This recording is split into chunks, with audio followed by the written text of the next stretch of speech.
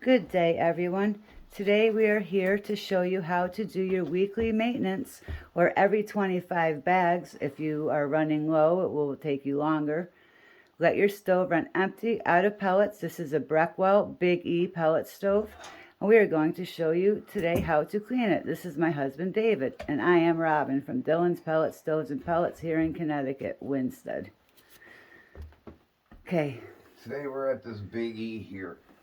This is very, very important.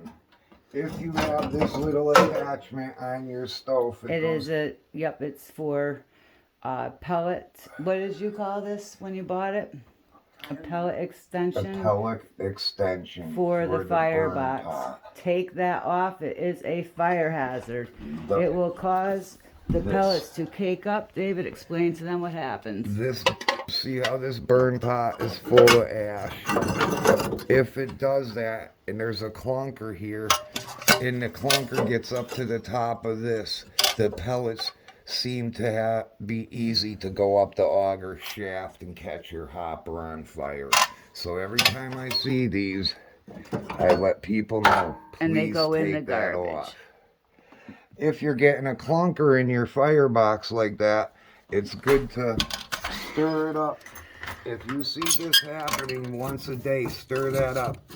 Scoop out some of the ash because the stove isn't properly breathing. That is usually caused either from not giving the stove enough air with your damper rod control. That's right here on the side of your Breckwell. That controls all the air. A nice dancy fire always has to be dancy, never lazy, romantic like a wood stove. If you give it too much air on number one and your stove is clean, it'll put the fire out. Not enough air, you'll get a clunker just like this. This is a sign you're not giving it enough air or something is dirty. As your stove gets dirty, you will find you'll have to give your stove more air on the same setting.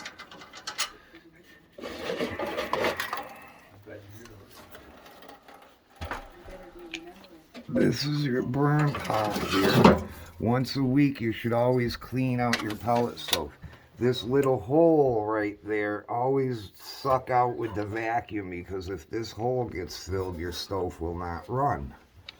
A lot of people don't know this either. This is an air chamber in the door. In the front, you can see it. And on the inside, it's good to clean that with a business card, or what do you think?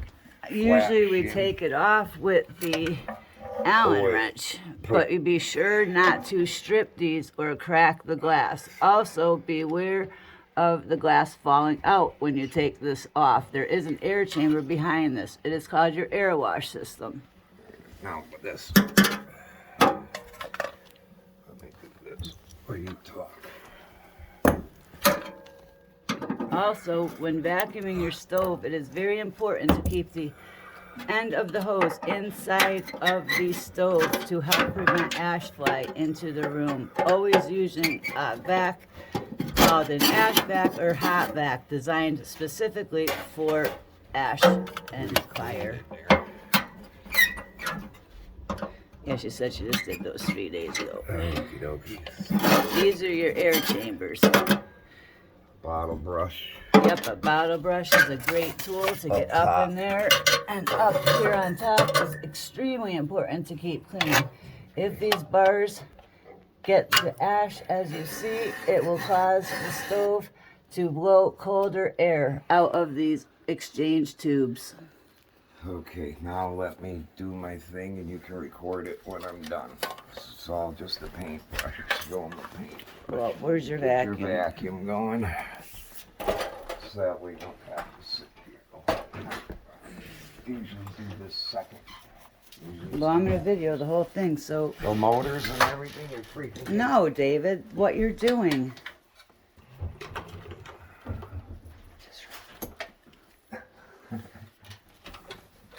Don't be mad. Sometimes they're tricky. This is what happens after 25 years servicing together.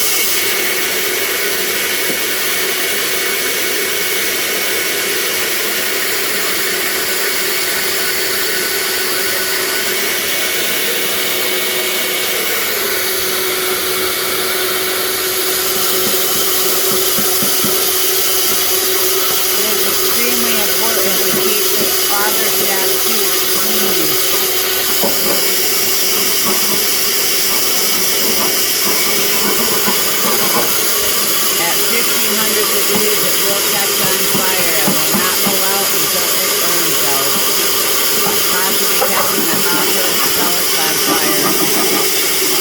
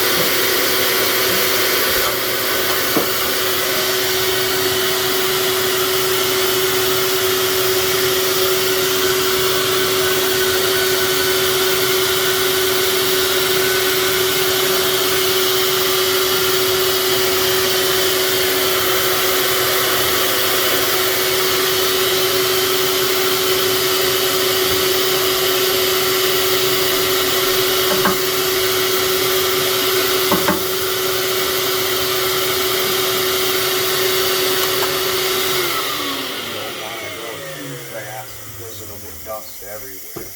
That will keep the vacuum on. I can see the dust flying out, Dave. That's what I'm Into saying. the room. Make sure Keep the you keep vacuum the on. vacuum on.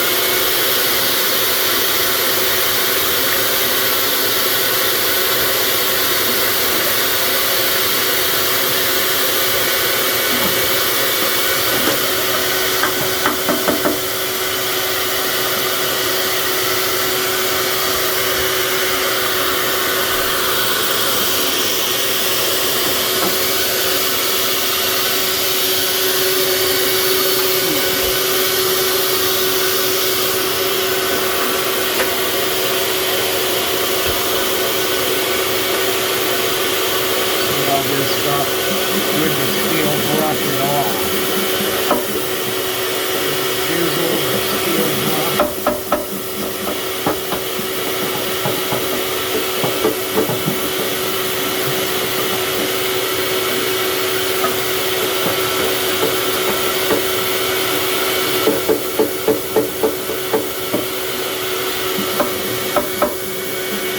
A steel brush is an excellent tool as well as a chisel. Good to get all that off because it will catch fire. The hot heat. Make sure that's clean.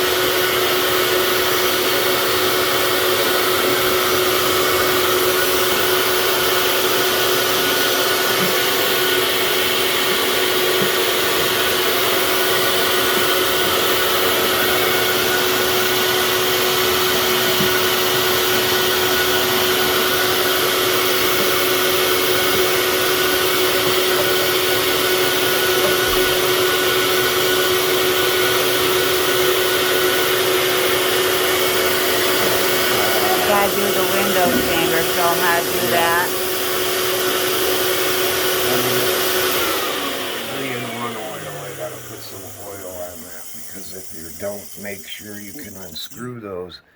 Now we're going to do the window door chamber. We're going to prepare it by putting 3-in-1 oil on the screws to help prevent stripping. We do not know how long it has been since this has been taken off. And as we had discussed before, be careful not to let the glass fall onto the floor when you take this bar off, and clean the air chamber thoroughly. This is your air wash system. If this gets dirty, you will find the glass making an upside down black teepee effect. Here we're putting the 3-in-1 oil on to help the screws. Let that set till you're done cleaning. Don't touch that till that's last. That will be last. Let it soak in so they come out loose, because if you strip them, it's all over. You end up needing a new door.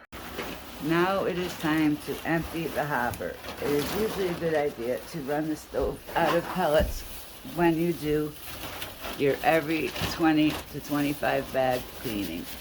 If you find your pellets are extra sawdusty, I would run your pellet stove empty more often, maybe say every 10 to 15 bags.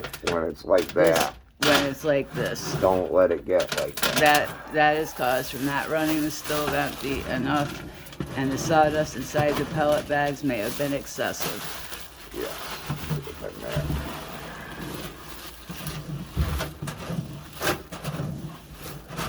It is very important to run the stove empty for several reasons.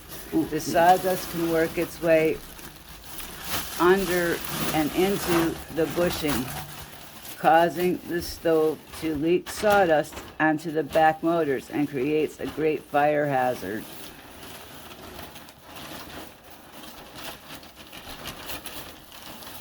Also, when your pellets, once we get this empty, a really good idea to wipe it with a damp cloth, and then get a piece of wax paper, roll it up, and rub it gently all over the inside of the stove, being careful not to cut yourself on the sharp edges that may be inside this hopper. This will help the pellets not to stick on the sides and feed more smoothly, as well as help retard rusting. Plus you can see if the hopper was. And of course, then you can safety check your hopper when you empty it.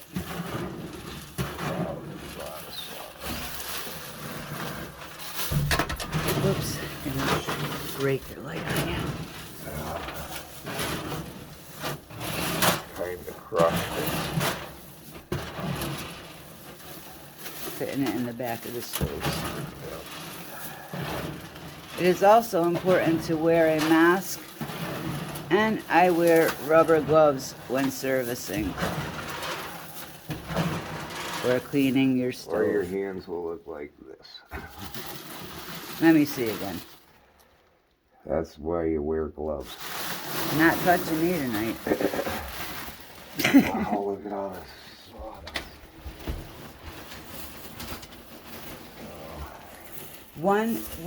When this happens with your stove, the pellet stove feed will become inaccurate, creating many, many sparkles inside your stove as you hear the auger turn and drop pellets.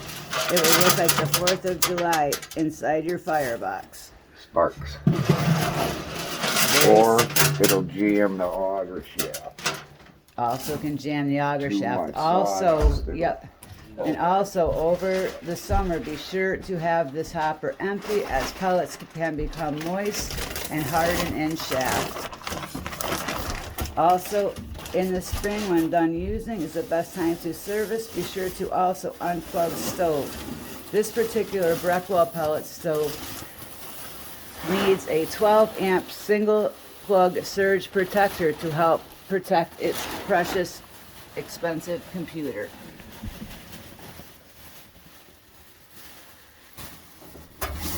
What will happen is the stove will flash 3 and you know your board is now no good.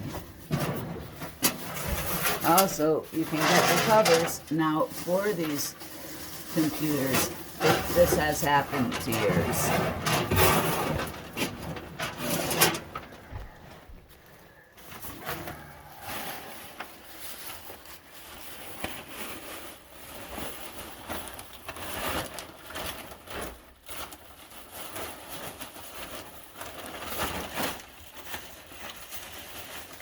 This stove is, here's where your serial number is located on the Breckwell. It is on your hopper hood, as well as the model and the manufacturing date. Right there is the... This stove is September 2008.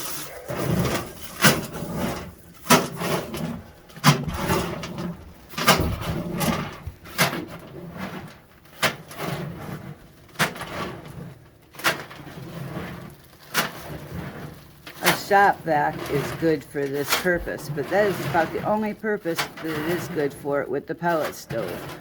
Do not use a shop vac for ash. Even with the HEPA filter, you may find your walls and ceiling getting covered in black soot.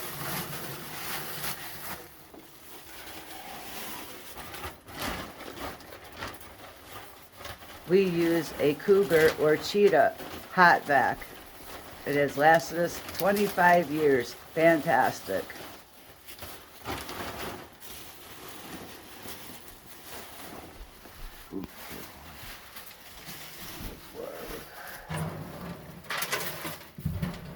Yeah, she couldn't have had an accurate pellet feed. Look at all the dust. No, and all the pellet sawdust does is produce ash. It will produce no heat, causing you to vacuum excessively and not get much heat off of your pellet stove.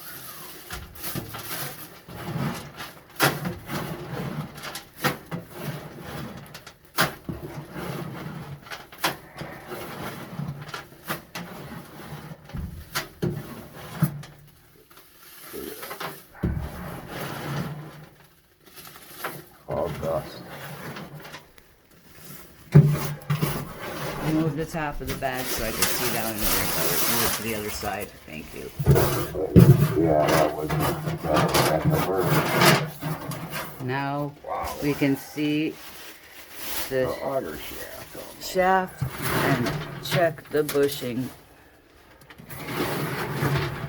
Allow us accessibility to that.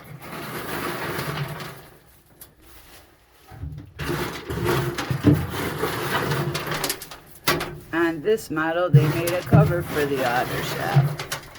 On the old ones, this cover was not there, making it very difficult to drop the shaft if something got stuck inside.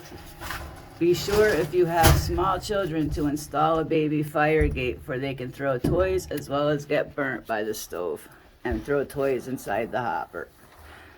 Or someplace we found toys in the air intake in the back, all crazy places. Please be safe.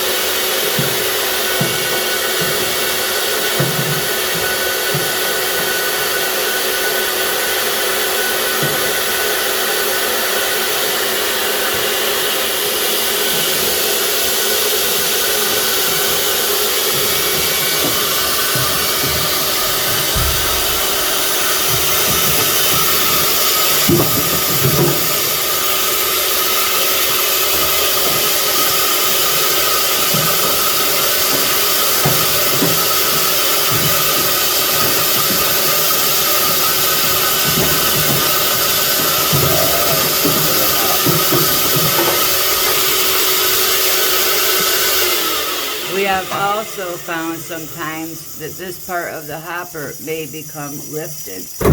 In here, but this one's good. This one so far looks okay. Now when I put the stove all back together, I'll check the bushing. Okay, Are you gonna finish vacuuming it out? Show them how clean it's supposed to be. When I put it back together, I will turn it on so the pellets that's in there will come out. Remember? Well, can you empty the rest of that so the customer can see how the shaft is empty? Turn it on and run.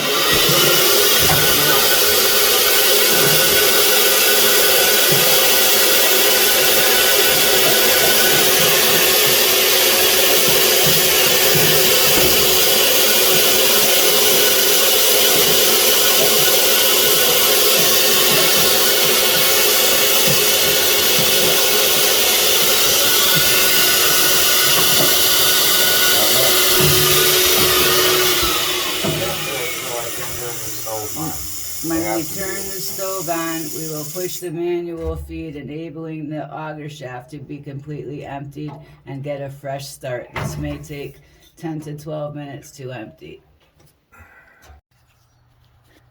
This shiny black stuff on the firebox is called creosote.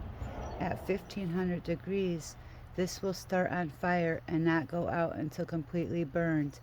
If this gets into the pellet stove's air chambers, the pellet stove will either have to be thrown away or totally stripped of all motors, wiring, etc., taken outside, and they will have to put a torch inside to clean all the air chambers and properly vacuum and clean, and then be sure that the metal has not warped from such abuse.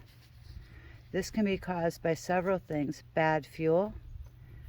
Here in New England, I suggest a premium hardwood. We carry Dry Creek. If you notice your stove's glass gets black immediately, we notice it is usually caused by a bad fuel, usually softwood or a combination of Home Depot, which has probably the worst pellets we have ever seen. It'll turn your glass black the minute the stove lights. You want to stick with a nice premium hardwood here in New England. And you want to turn your stoves up once a week, not to maximum, but probably the one before max for about an hour if you are a low burner. This will help prevent the creosote buildup, because sometimes even with hardwood you can get some. Now we have completed the air chambers and inside the stove, as well as our hopper area. That'll be next. That we have already vacuumed, and we will show you what else we're going to do with the hopper. We are going to show you how to help the pellets slide nice and help retard rusting as well. Were they not plugged in? Of course. Helps to plug it in.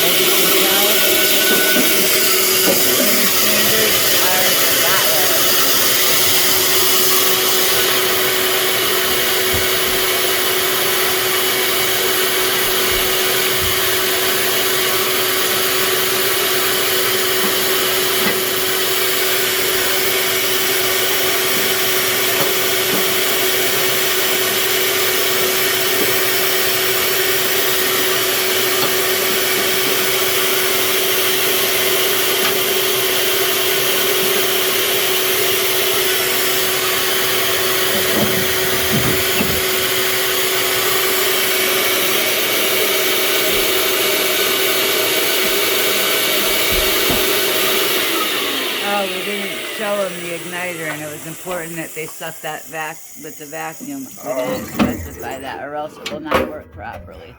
This is your automatic igniter or hot rod. Vacuum in This there. is what automatically starts your stove. It only stays red for 7 to 10 minutes and then will turn off. So if your stove does not start within that time, we suggest Cleaning. suggest cleaning in here. It may just be full of ash. Take the vacuum hose and put it right over the hole and suck it out, as well as The air. the air suction, air intake for the stove. Now we're gonna put it back together. We scraped off all that creosote, got all the ash out. The stove should run wonderful. The door just water and a sponge. The door was just cleaned with water and a sponge. you are burning good pellets, you should be able to do that with your glass. Now we can plug the stove back in. Tomorrow night we can run it. Making sure the ash pan is always closed, the door is closed. We will now plug the stove back in. Alright.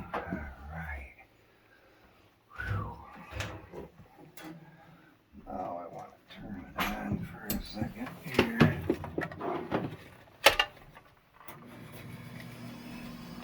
First motor is the exhaust.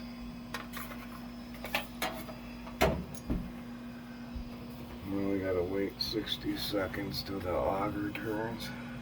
We like to start our stoves on number 3 with the damper rod in. This stove is so clean you may not be able to run it on feed setting 1. It may have to be set on feed setting 2 until it gets a little dirty. You wait for the red light. The damper rod right now is pushed all the way in. Until we see a little flame in the front, we will not touch that. Right now, we just want to see the auger bushing.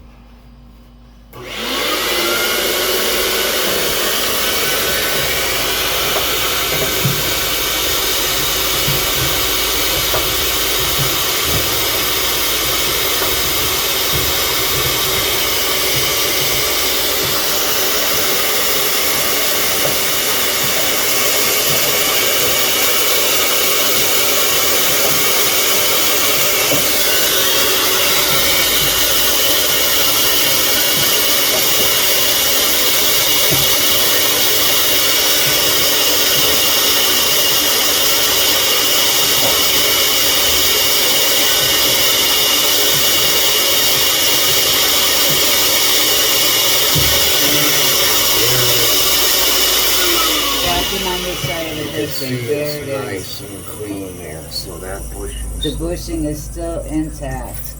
I want to make sure that we do all this. We're going to make sure that we get all the sawdust out of this. We're going to let the auger shaft run empty right now.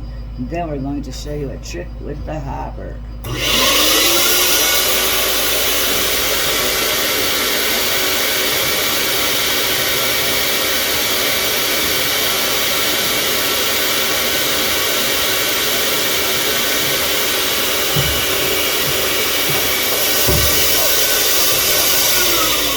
So we're going to let this manually feed.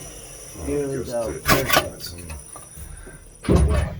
So now you can see everything is clean and okay and clear. The hopper has not lifted. The bushing inside is okay. It is important to check this when you have your pellet stove empty of pellets and the vacuums out. Now we're going to make it so the pellets slide nice. We are using a piece of wax paper. This hopper has been wiped out, vacuumed, and is now, it's nice to use a damp cloth on them before you use the wax paper, and it enables the wax paper to adhere to the metal more easily and better.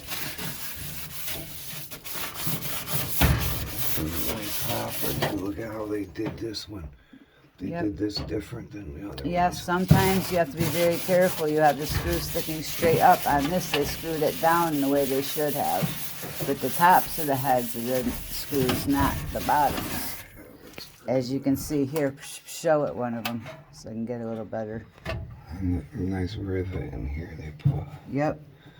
Otherwise, some stoves, they pop up right here. The pellets will get under there with the dust and it pops it out. But there are very sharp spots on this stove. But I was showing them the screws, on the sides that they used to be backwards instead of how they have it nice rivets. And as you know, the cover can come off in case of emergency This particular year. on this particular model.